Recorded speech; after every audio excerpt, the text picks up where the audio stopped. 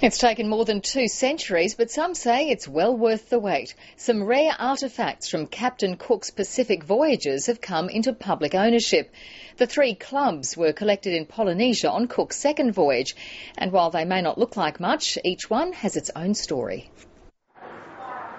They'll sit well among the Maritime Museum's Cook exhibits, and yet they were not even his. One is a Maori patu, a whalebone weapon for whacking. Normally over the head, I think, to crack heads.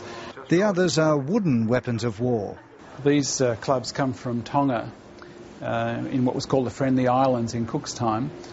Cook was more into island cuisine, Tahitian pudding in particular. I seldom or never dined without one when I could get it, he wrote. It wasn't the pudding that did him in, but a jolly good clubbing, followed by some serious stabbing in Hawaii on the next voyage. If only he'd known that when these weapons were picked up by Tobias Furneaux, who commanded the other ship on Cook's second voyage, and taken back to England with an islander named Omai. It's not even certain they were Omai's, but the connection is enough. They'd end up in Tobias Furneaux's family, and within the family they're always referred to as the Omai relics. A private collector who bought them in 1986 has sold them to the Maritime Museum for more than $600,000.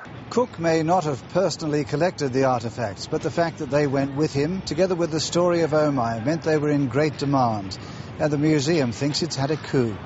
This is an extraordinary collection, and so it was the association of the collection with Omai, with Cook, and with the history of voyaging in the Pacific that make this collection quite unique. With Cook, every little bit counts.